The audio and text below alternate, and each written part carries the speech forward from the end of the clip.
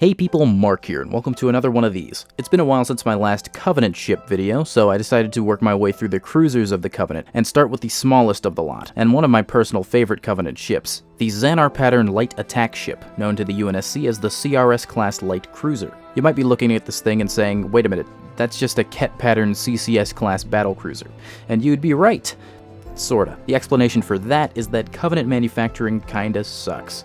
Let me explain. If you watched my wildly inaccurate Every Class of Covenant Ship video, you'd know that Covenant ships were manufactured in the Hegemony's assembly forges. One day, in the Covenant's 6th Age of Conflict, the Sangheili artisans in charge of the secondary forges were ordered to whip up a new batch of Ket pattern and Elephant pattern advocates. Side note here, advocate was the term used by the Covenant for ships of this size, so it's roughly a direct translation to cruiser or battlecruiser. But the Covenant's military-industrial complex is flawed. The huge assembly forges used to churn out Covenant ships malfunctioned in some way and out popped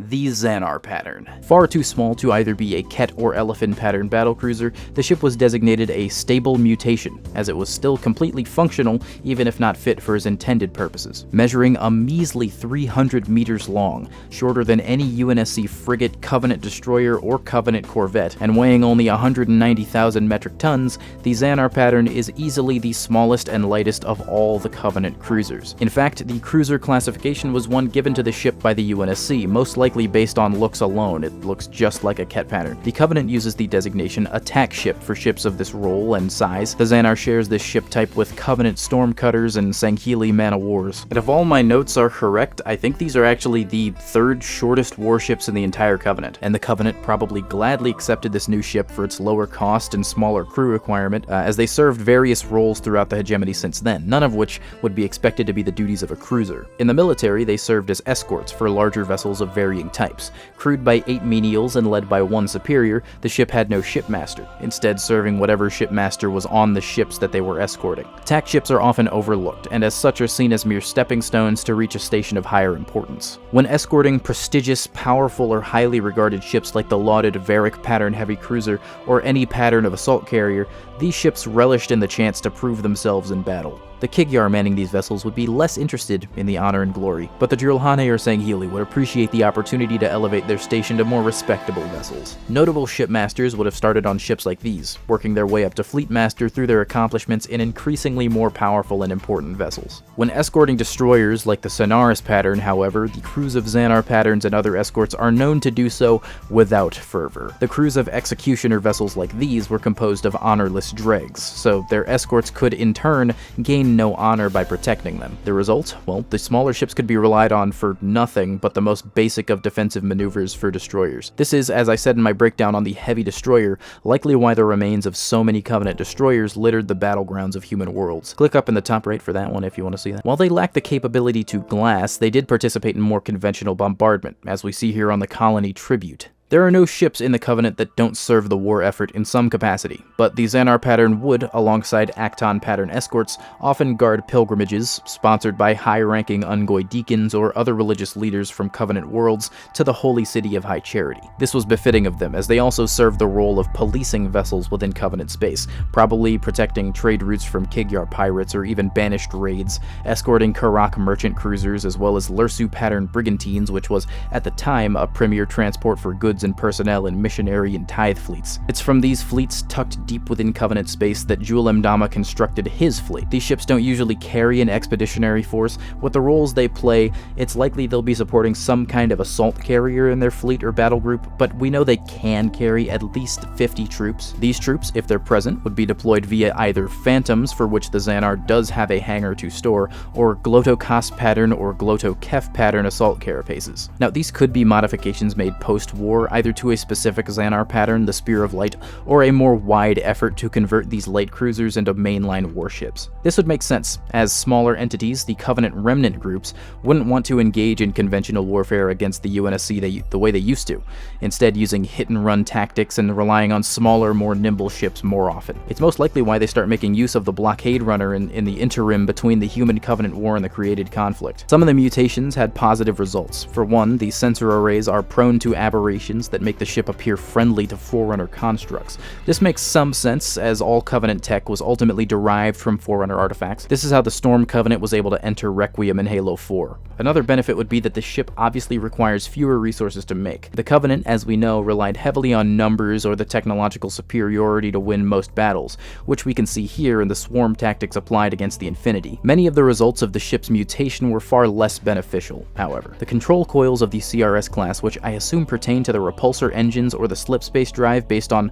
where they're pointed to in Halo Warfleet, require careful tuning to avoid causing disorientation and hallucination among the crew when operating at full power. This is interesting to me, because if it were a radiation problem, hallucinations and disorientation would be the least of their worries. I wonder if this could be a result of the Covenant slipspace drives somehow leaking one or more of the 11 levels of slipspace. And yes, I know I'm getting into Marianas Trench deep lore, too deep down the iceberg for a ship breakdown, so I'll say that's an interesting detail to add. Another obvious downside to the unusual size of this ship is firepower. There's only so much space for weaponry, and that brings us to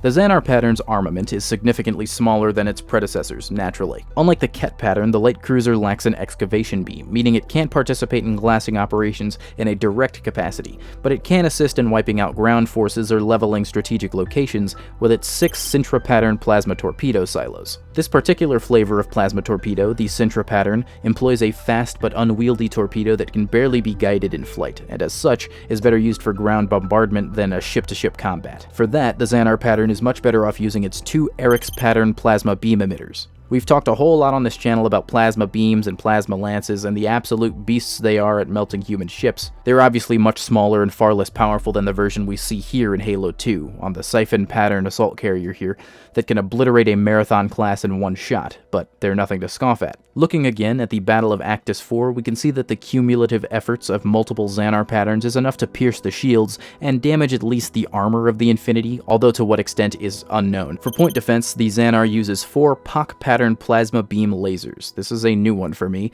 Usually the point defense of Covenant ships is left up to normal lasers, very powerful light emitters, but plasma beam lasers are plasma weapons somehow distinct from normal plasma beams. I imagine these work similarly to the focus rifle. As we know, they fire a continuous stream of plasma on a small enough scale to focus on small targets, probably like fighters and missiles, and with the assistance of 2 auger arrays, the POC pattern plasma beam lasers can target dozens of enemies in rapid succession. In any case, these things are incorrectly named, because the L in laser stands for light, and plasma is not that.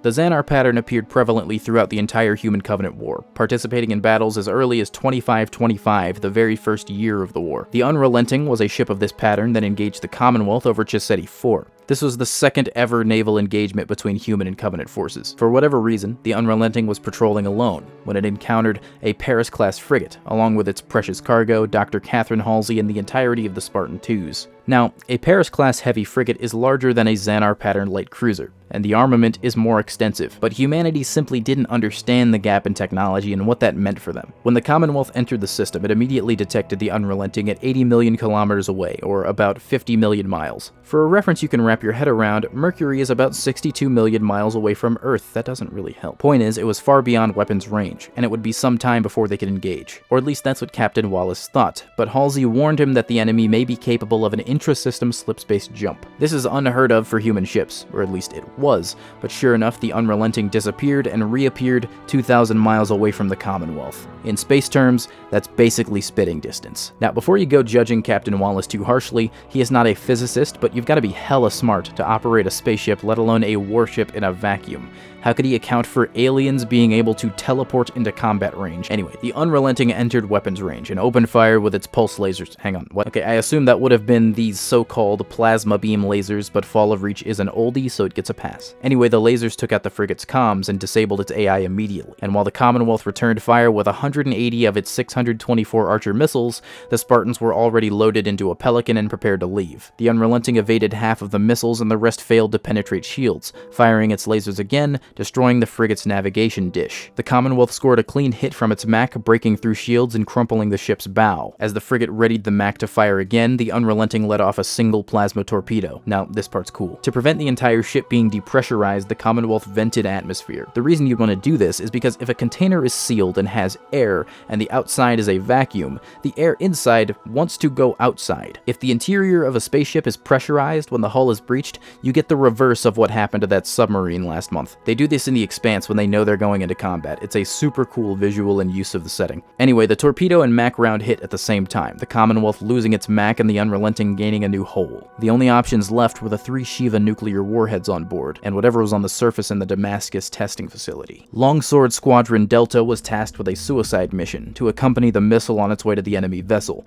Once they had, it detonated, annihilating the Longswords, but only damaging the Unrelenting. The 2 ships retreated to make repairs, the Commonwealth dropping the passengers down on Chassetti IV. The Unrelenting was still moving twice as fast as the Commonwealth with all its damage, and the frigate decided they had a better chance fighting than trying to run. John 117 composed a plan to infiltrate the enemy ship with Pelicans and 4 Spartans armed with 32 Anvil air-to-surface missiles. The rest is a story for another day, but in the aftermath, the Unrelenting was destroyed from within, and human casualties consisted of numerous naval crewmen, an entire squadron of longswords, and 1 Spartan. The Commonwealth suffered extensive damage. As stated, it lost both its comms and nav dishes, armor shaved on sections 3 through 7, an overloaded AI memory core, a hull breach in section 3, a leak in the portside fuel tank, fire in sections 1 to 20, nearly completely compromised superstructure, deck 13 completely destroyed, decks 1 through 7 in section 1 completely melted off, and a crippled reactor now only capable of 10% output.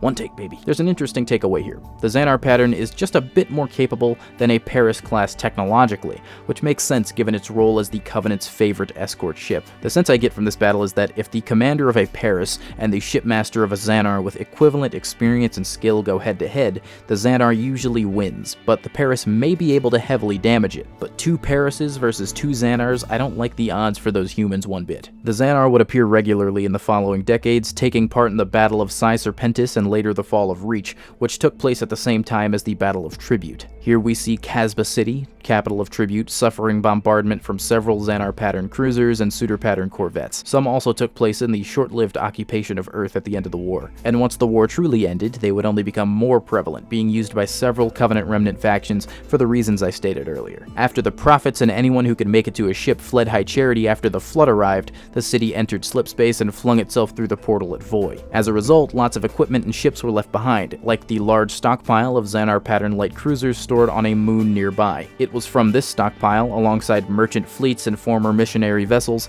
that Jul 'Mdama formed the bulk of his fleet. Thanks to the events at Requiem, the Xanar pattern is more or less synonymous with Jul 'Mdama's Covenant thanks to its prominence in Halo 4. During the first battle of Requiem, we see at least 10 of them between the battle group outside of the Shield world and the strike force that attacks the downed Infinity. Even while incapacitated, I think the Infinity actually gets a couple kills in. At least 3 of the things escorted the Mantle's approach to Ivanov Station, deploying Phantoms and Banshees to better facilitate the capture of the Composer. During the actual Requiem campaign, the Infinity returns to find the Shield world completely occupied by Mdama. The Maugan pattern armored cruiser, made famous for being obliterated by the Infinity, was being escorted by what looks like dozens of Xanar patterns. I think one of them even gets caught up in the ram. We see the little guy strolling up to Requiem, and the perspective is wonky, but he just disappears in this ball of fire. After this, the Infinity deploys its Strident-class frigates, and they most likely wipe the floor with the Xanars relatively easily. On the surface of Requiem, there were several ships of this class stationed on guard duty at key points, their crew and complements searching for artifacts and attempting to prevent the UNSC from establishing a foothold. One such Xanar was Panem's Canticle, which launched an assault on a UNSC science team at the Refuge, a research site within the jungles of Requiem. After Fireteam Crimson, us, eliminated the Silent Blade assassins sent after our Egghead friends, the ship met its end at the hands of Fireteam Shadow, who infiltrated the ship and destroyed it from the inside. The ship's superior, Shipmaster Rin Alun's fate is unknown. Little is known of his personal assassin brigade, the Silent Blade, and what their relation might be, if any, to the Silent Shadow. Fun fact though, Fireteam Shadow consisted of Spartans that would be mentioned again in both Rubicon Protocol and the Halo Infinite audio logs, most notably Spartans Nina Kavan and Bonita Stone. The other 2, Horatio Fry and Jason Kidman, were noted to have joined up with Fireteam Taurus during the space battle over Zeta Halo, but their current whereabouts are unknown. Just a side note, I think I just realized that these Spartan 4s that have appeared in Rubicon Protocol, the audio logs, and certain like smaller stories, I think they're my favorite Spartan 4s easily.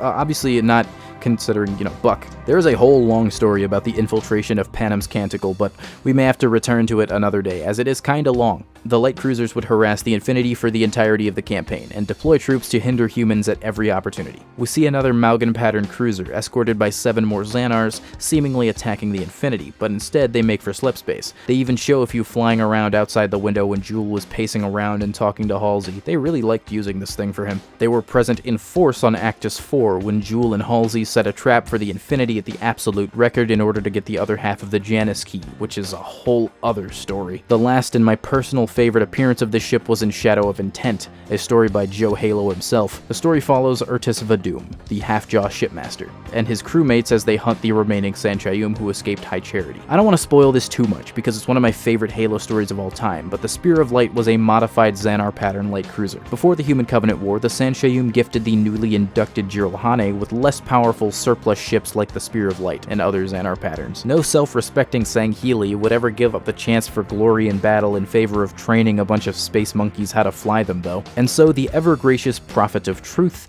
ordered the prelates of the Ministry of Preparation to serve as technical advisors to the brutes. In reality, this was a cover for the prelates to train Jiralhane in fighting other Covenant ships and refitting their unassuming ships, like the Xanar pattern, into formidable foes to even CAS-Class assault carriers. Why? Well, the Prophet of Truth long disliked the Sangheili. They were honor-bound and dutiful, but Truth desired powerful and thoughtless thralls. One can only imagine his excitement when they stumbled across the Jiralhane. Upon the destruction of Installation 04, the Sangheili fell out of favor with much of the Covenant, and leading to the changing of the Guard, the Prelates redoubled their efforts to prepare the brute forces for war with the elites. On November 3rd, 2552, Spear of Light was escorting the CAS-Class assault carrier Eternal Reward, alongside 2 cruisers and 5 destroyers. They were in orbit of Delta Halo, as a part of the Prophet of Truth's fleet. This fleet. While the Covenant scoured the ring for the control room and the Arbiters searched for the Index, Tem Batek, the prelate responsible for the Spear of Light, received a transmission from the Prophet of Truth. Execute Order 66. And so the battle groups set upon their lead ship like hungry piranhas. The Eternal Reward put up an excellent fight, however, and despite taking heavy damage, was able to eliminate every attacker except the Spear of Light, which was able to finish the job and force the Eternal Reward's occupants to abandon ship. The Spear would then destroy or disable 6 more Sangheili-led ships, most of which were probably larger and more powerful, 2 of which we know were cruisers of larger classes. When the Spear returned to High Charity, In Amberclad had already crashed, and the flood had begun to disperse throughout the Holy City. Tem Batek rendezvoused with the Minister of Preparation, and together they facilitated the Sanchayum escape. It was then that Tem was told that the Sangheili had chosen to ally themselves with the Flood, and it was then that he witnessed Artis Vadum's flagship glassing the Holy City, glassing the precise area of the Holy City in which Tem resided, with his wife and child. And that is all I will tell you of that story. It's fantastic. It's one of my favorite Covenant stories. You can find it in Halo Fractures, which is a collection of short stories from the Halo universe. I'm not sponsored, but I should be. Anyway, that is every Xanar pattern light cruiser we know of. My thoughts. This is one of my favorite looking Covenant ships, at least. I'm a big fan of whenever the ships are a deep purple. It's my favorite quote-unquote cruiser, mainly because I've never cared for the white or gray colors for them. They always seem to me like they were unfinished or not painted. The Covenant design motif is so intrinsically linked to purple. Why would you deny me the purple? It also never really made sense in my brain, because I always assumed the nano laminate simply was purple. And the green lights contrast the purple so beautifully, it looks so alien. It's one of the smoothest, most organic ships we've seen for sure. Some of the artistic interpretations are straight up rounded all the way around. Now, it may seem like 343 came up with the assembly forge mutation excuse to cover up why this ship looks exactly like a CCS class, which, I don't know, maybe they did, but that's irrelevant because 1, Bungie reused and sized up Covenant ship assets first, so the number company bad argument doesn't really work here, and 2, it makes a lot of sense and adds credence to the idea that the Covenant weren't just inflexible in their tactics, but they were terrible at logistics and bureaucracy. It's a fun little little ship. Interesting to see another little Covey ship. Some variety is nice. I will say though, the ship is cool, but I would like to see more alien ships with unique designs, which I think they did well with those Sangheili ships in the next game. They're very distinctly not Covenant ships though in design. Like, they set themselves apart pretty well on purpose. The Banished stuff has been great, I just wish we get a chance to see more than just a Dreadnought in-game. But anyways, I'm getting sidetracked. The Xanar pattern is good. I want one, in real life, for me and 9 friends to fly around. Do you think that modern day humanity could beat one Xanar pattern light cruiser? I don't know. Comment down below. Or better yet, go to Cabazone's channel and ask him. Or better yet, go subscribe to my more general channel, Mark the Crawler. That's me. That's my name.